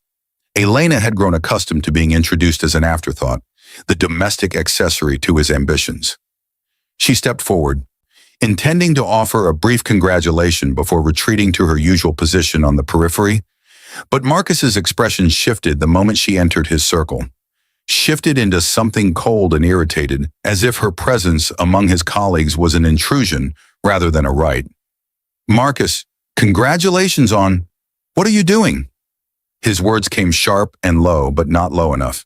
The investors nearest them glanced over, curiosity replacing their polite attention. This is a professional environment, Elena. These are serious people discussing serious business. Heat crept up her neck, but she kept her voice steady. I just wanted to... You wanted to what? Insert yourself into conversations beyond your understanding? Marcus's hand reached for the wine glass a server had just delivered to him. Red wine dark as blood in the crystal. His eyes held something she'd never seen before. Not just dismissal, but contempt, as if 7 years of marriage had evaporated and left behind only his resentment of the ordinary woman who couldn't match his newfound status. You don't belong in this elite circle, Elena. You never have. You're simply not. The wine hit her chest before her mind could process his movement. Cold liquid soaking through navy fabric and spreading across her torso like a wound blooming in slow motion. Gasps rippled through the ballroom. Conversations died mid-sentence. 800 pairs of eyes turned toward the woman dripping wine onto marble floors, while her husband stood with an empty glass and something like satisfaction flickering across his features before he remembered his audience and reshaped his expression into manufactured shock. "Oh God, I'm sorry, everyone saw." The glass slipped. Marcus's performance began, but Elena wasn't listening anymore. She stood in pooling wine and crystallizing humiliation, feeling the weight of every stare, every whispered speculation, every pitying glance from people who would dissect this moment over expensive brunches for weeks. But beneath the humiliation, beneath the shock and pain, something else crystallized, a cold, perfect clarity she'd been avoiding for months, perhaps years. This was who Marcus had become. This was the man her money had built. Her investments had elevated. Her silent support had enabled to reach heights he believed he'd climbed alone. Elena met his eyes for 3 seconds that stretched like hours, then turned and walked toward the exit with her spine straight and her head high, leaving wet footprints across marble like a trail of evidence. Behind her, Marcus's voice rose in explanation, spinning narratives about accidents and apologies. But she'd already reached the doors, already pulled her phone from her clutch, already dialed the number she'd programmed months ago when she'd first suspected this moment might come. "James," she said quietly to her attorney as she stepped into the hotel's silent corridor, "execute Protocol 7 immediately. Terminate the Meridian contract with Mitchell Development. Pull every investment from every venture he's touched. I want complete withdrawal within 12 hours. "Are you certain, Elena?" James Chen's voice carried appropriate gravity for the decision. "This will destroy him," Elena finished, watching herself in the corridor's gilded mirrors. A woman in a wine-stained dress who'd just decided to reclaim her power. "Yes, I'm certain. Begin now." She ended the call and stood alone in the silence, imagining Marcus on stage still smiling, still accepting congratulations, completely unaware that his elite circle was built on sand and the tide had just turned. Morning sunlight cut through the floor-to-ceiling windows of Elena's minimalist mansion in Highland Park, illuminating white walls and clean lines that Marcus had always called cold because he preferred the ostentation of their previous home, the one she'd quietly sold and he hadn't noticed because the deed had been in her trust's name. She sat at her dining table with coffee steaming beside her laptop, watching her phone light up with confirmation messages from attorneys, financial managers, and board members who'd executed her orders throughout the night with the efficiency of surgeons removing tumors. Meridian contract terminated. Penalties invoiced, venture capital withdrawn, 47 emitters recalled, bridge financing canceled. Mitchell Development credit lines closed. Investor consortium dissolved. Partnerships terminated. Each message represented another support beam removed from the empire Marcus thought he'd built with his charm and vision and relentless networking. Elena had always known the truth. She was the foundation. Every major deal he'd closed in the past 5 years had been possible because her capital, funneled through anonymous investment vehicles and carefully structured partnerships, had provided the credibility and resources he'd needed to attract additional investors. She'd been his secret advantage, the hidden force that made banks trust him, that made developers partner with him, that transformed his ambitions from dreams into reality. Now she was his destruction. Her phone buzzed with a call from Marcus. She declined it, watching his name disappear from her screen. 5 minutes later, another call. Declined. Then text messages began flooding in, starting professional and deteriorating into panic. "Elena, where are you? Need to discuss something urgent. Call me immediately. Business emergency. What did you do? Elena, this isn't funny. Call me now. Everything is falling apart. The investors are pulling out. The contracts are being canceled. What is happening?" She set the phone aside and opened her tablet, pulling up news feeds that were already exploding with the story. Someone had filmed the wine incident.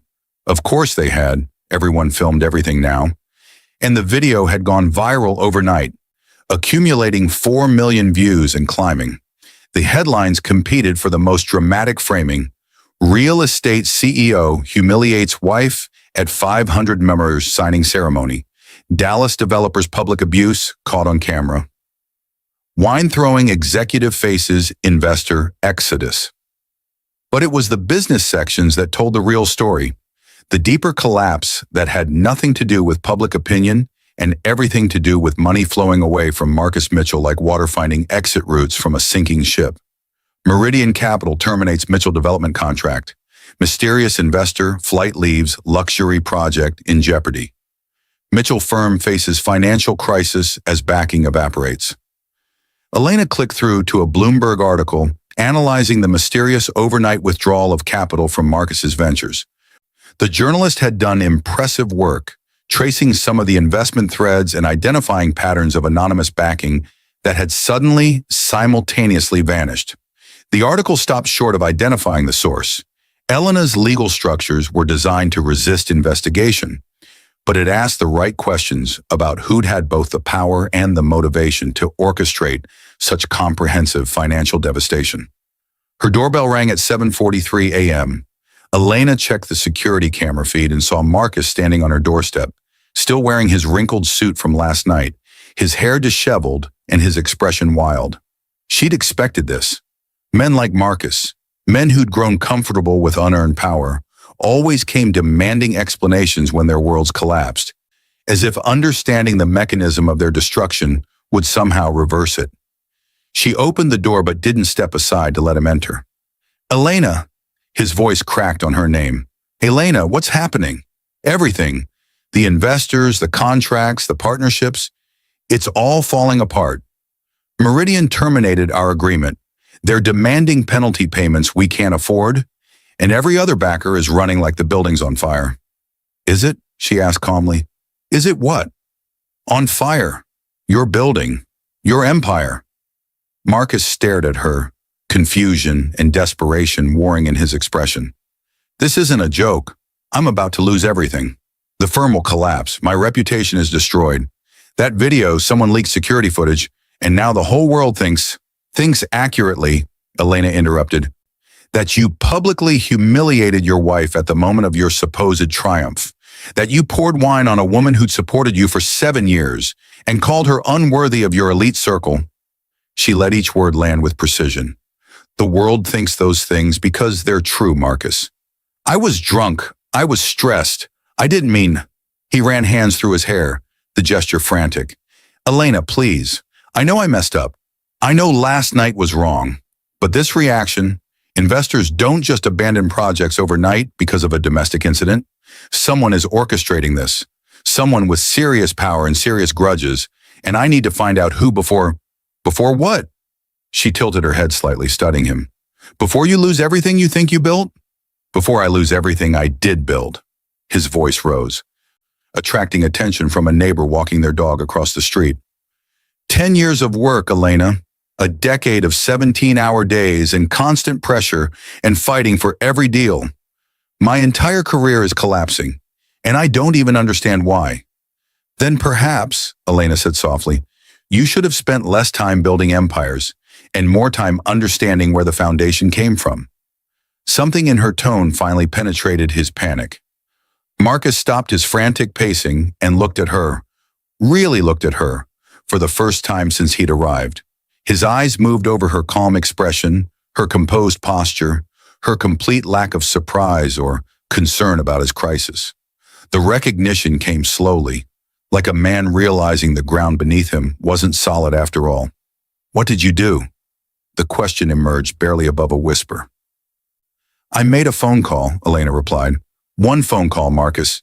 That's all it took to remove every piece of support your career was built on. That's impossible. You don't have... He struggled to articulate the obvious objection, the one he'd believed for years. You're not involved in business. You don't have connections to Meridian or any of the investment groups. You can't just... Can I? She pulled her phone from her pocket and held it up, showing him the screen filled with confirmation messages.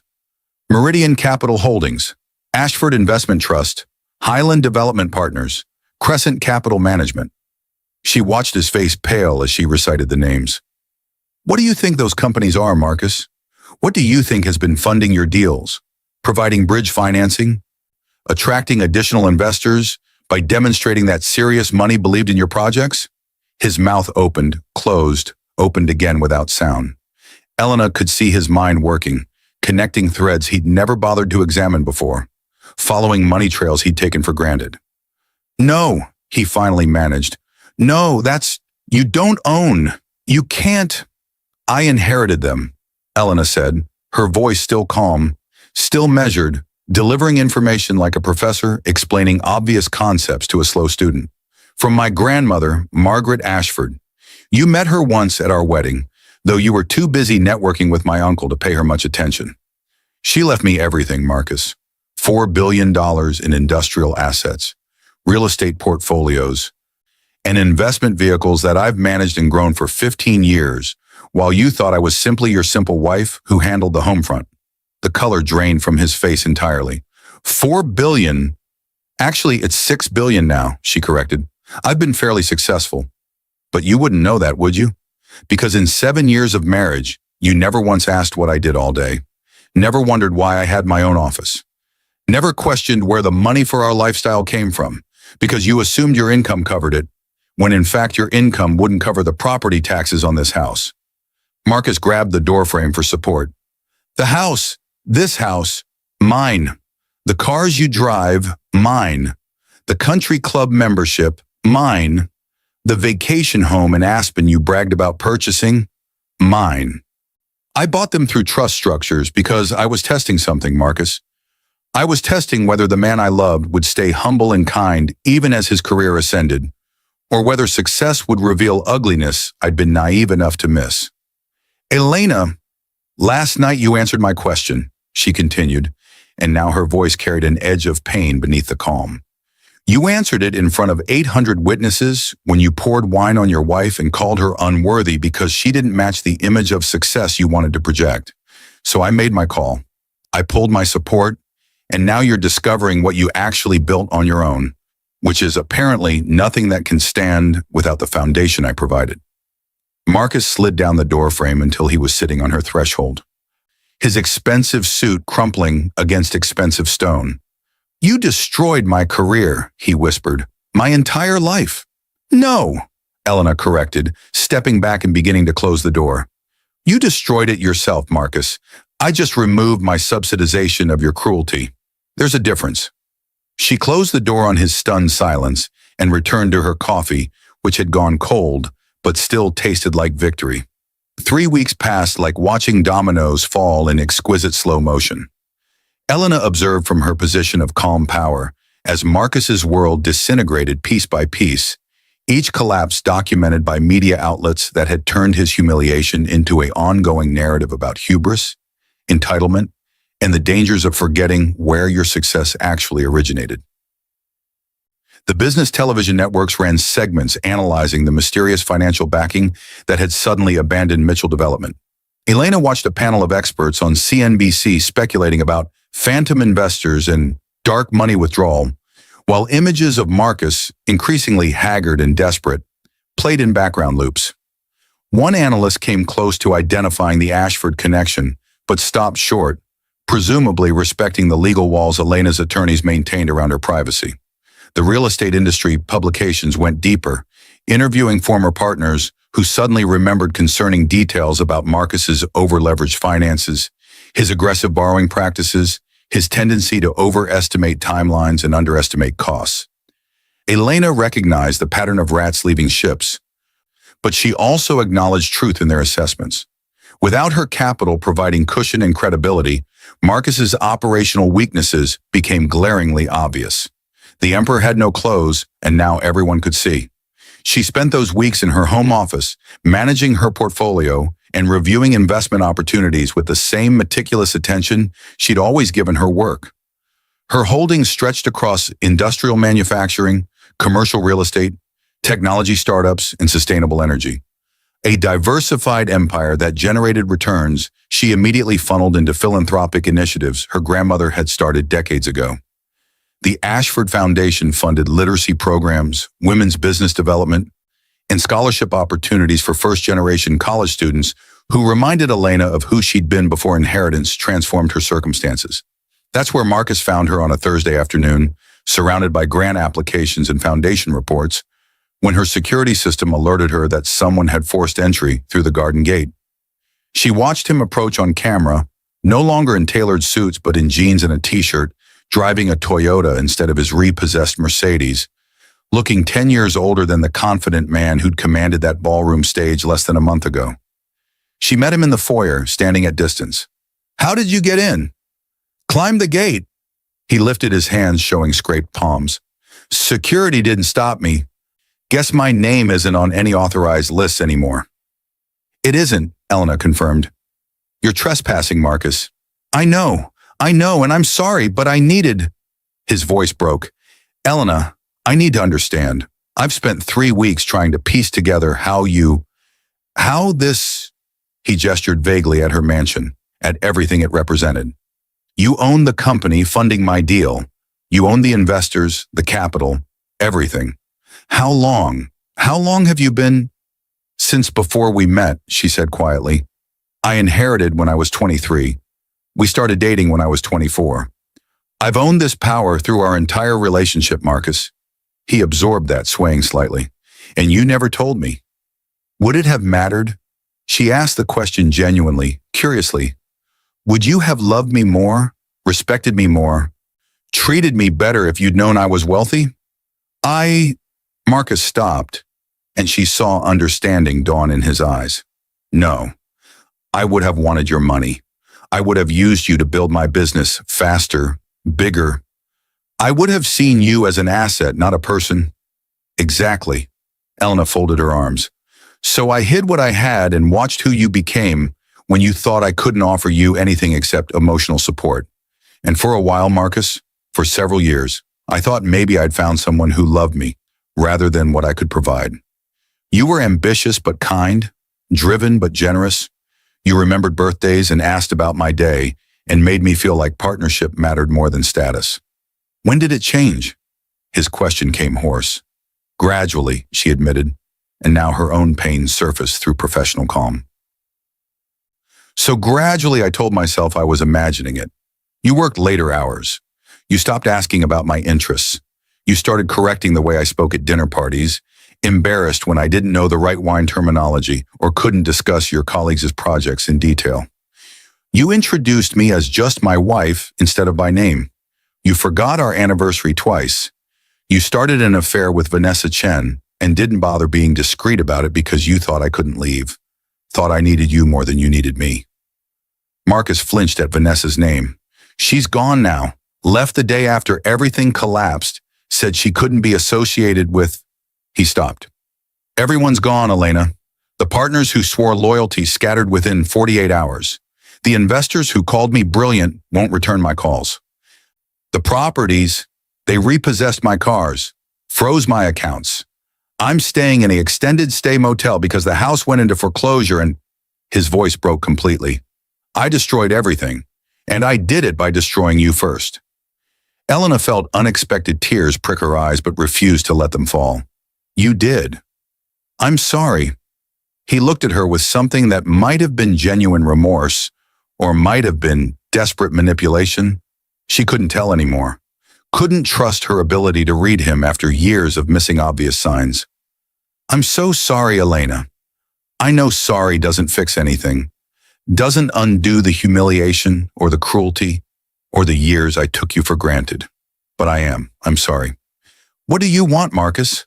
She asked the practical question, the one that mattered. "Why are you here? You want me to restore your funding? Give you another chance? Pretend this never happened?" "I don't know if I want that," he said, and the honesty surprised her. "I don't know if I could face the business world again, knowing everyone saw me at my worst, knowing they're all laughing about the developer who abused his billionaire wife and paid the ultimate price. But I want—" He swallowed hard. "I want you to know that I loved you once, genuinely, before success twisted me into someone I don't recognize. And I want to understand how I missed who you really were, how I spent 7 years married to one of the most powerful women in Dallas and somehow convinced myself you were ordinary. Because I let you," Elena said simply, "because I wanted to see if you could love ordinary, if you could value the person instead of the portfolio. And you couldn't, Marcus. When tested, you chose cruelty over compassion, image over integrity, your elite circle over the woman who'd built the ladder you climbed." He nodded slowly, accepting the verdict. What happens now? Now you learn to rebuild without me, Elena told him, if you can. The bankruptcy proceedings will resolve your debts. You're young enough to start over, though not in real estate development. No one will back you after this.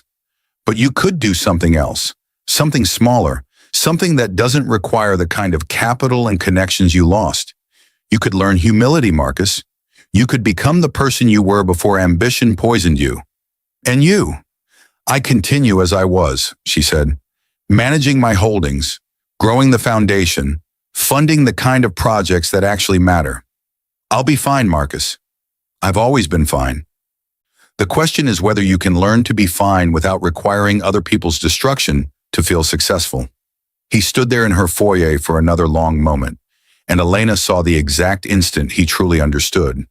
Understood not just that he'd lost everything, but that he'd lost it because he'd failed to see value in what he had.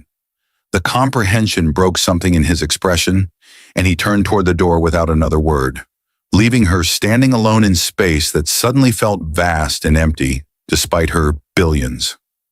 The Rosewood Gala 6 months later represented everything Dallas society valued. Wealth displayed with taste, power exercised with discretion, philanthropy performed with appropriate public recognition.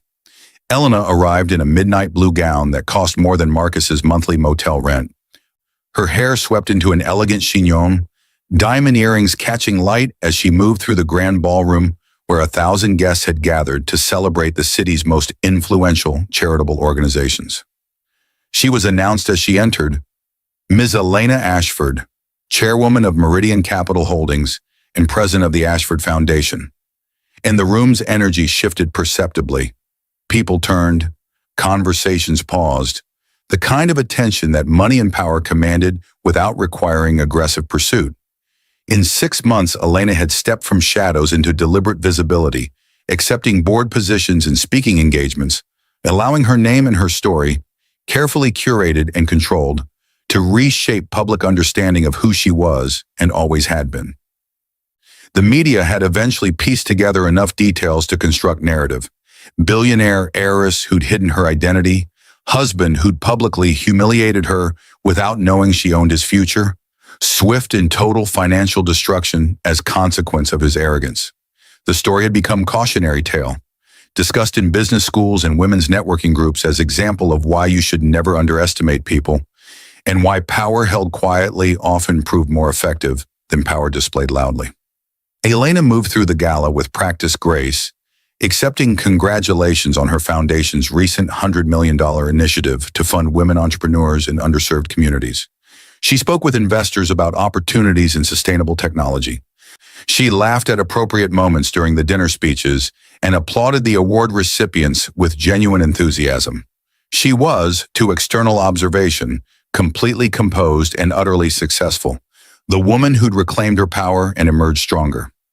She didn't see Marcus until dessert service, when she stepped onto the terrace for air and found him standing near the railing, wearing an ill-fitting suit that suggested rental rather than ownership, staring through glass doors at the celebration he'd once belonged to and could no longer access. Marcus. She said his name before deciding whether to acknowledge him at all. He turned, and she saw someone different than the broken man who'd appeared at her door 6 months ago. Not restored to his former confidence, that had been false construction anyway, but changed in some fundamental way, quieter, humbler, the kind of different that suggested actual transformation rather than strategic performance. Elena, or should I call you Miss Ashford now? A ghost of self-deprecating humor touched his expression. I wasn't planning to approach you. I'm actually here with a client. I'm doing project management consulting now. Small developments, nothing like before. He invited me as his guest. I was about to leave when I saw you and thought. He stopped. I don't know what I thought. You thought you should say something, Elena finished. Congratulations, probably. You're succeeding in ways you would have celebrated if you'd understood who I was. I would have celebrated and immediately tried to use you, Marcus acknowledged. I've had a lot of time to think about who I was, Elena. A lot of empty hours in that motel room, and then in the tiny apartment I could finally afford, working through how I became someone capable of pouring wine on his wife at her moment of trying to support him? Elena studied him, searching for manipulation and finding only tired honesty. And what did you conclude? That success became my identity instead of something I achieved, he said quietly. That I measured my worth by external validation, the size of deals, the status of clients, the envy of competitors. And when you didn't reflect that back to me in ways I wanted, I resented you for it. I thought you diminished me by being ordinary, when in fact you were extraordinary, and I was too blind to see it. The admission hung between them in night air, punctuated by laughter from inside the ballroom. Elena felt something loosen in her chest. Not forgiveness exactly, but perhaps release of the anger she'd carried. I'm glad you understand that now, she said, even if understanding came at tremendous cost. The cost was deserved, Marcus replied. I'm not here asking for anything, Elena. Not reconciliation, not financial help, not even friendship. I just wanted you to know that I see you now. I see what I missed, what I destroyed, what I lost, and I'm sorry. Elena nodded slowly. I believe you, and I hope you build something better this time, Marcus. Something that doesn't require stepping on other people to feel tall. I'm trying, he glanced back at the gala. You belong in there, with those people. I never did, really. I was always pretending, always performing, always terrified someone would realize I didn't have enough substance to justify the spotlight. You could have, Elena told him, surprised to find she meant it. You could have built something real if you'd focused on the work instead of the image, on partnership instead of domination. But you chose differently. I did. Marcus started to say something else, stopped, then continued anyway. Vanessa called last week. She's engaged to someone in tech, someone whose company survived the market downturn. She wanted to, I don't even know what she wanted. Closure? Confirmation that I was still destroyed? I told her I hoped she'd be happy and ended the call. That's progress, Elena said quietly. Maybe. He looked at her directly then, and she saw genuine sorrow in his eyes. I loved you, Elena. I know I failed to show it, failed to honor it, failed you in every way that mattered. But before ambition poisoned everything, I did love you. And I'm sorry I let that love die because I was too shallow to recognize what I had. Elena felt tears threaten, but controlled them, maintaining the composure that had become her armor and her shield. I loved you too, Marcus, which is why your cruelty hurt so much, and why I'm glad we're both moving forward into different futures. He nodded, understanding the dismissal. Congratulations on everything you're building, Elena. The foundation, the investments, the life you're creating. You're doing what I pretended to, actually making difference, actually creating value instead of just extracting it. He left then, walking back through the terrace doors and disappearing into the ballroom crowd before exiting completely, and Elena stood alone watching her reflection in darkened glass. Inside, someone was toasting her foundation's achievements. Outside, the man who'd humiliated her was driving away in a borrowed car toward a small apartment and a modest life that might, if he worked at it, if he genuinely changed, contain more authentic success than anything he'd built on her hidden support. She wiped her eyes carefully, preserving her makeup, and returned to the gala. The chairwoman of Meridian Capital Holdings had speeches to make, donors to thank, initiatives to announce. Elena Ashford had work to do, an empire to manage, and a future to build that would never again depend on making herself small so someone else could feel big. The lesson had cost her marriage and years of hidden potential, but she'd learned it thoroughly. Some people only recognize value after destroying it, and the truest power belonged to those who knew their worth even when standing in shadows, even when wearing wine-stained dresses, even when the world insisted they were ordinary. She was extraordinary. She'd always been, and now everyone knew.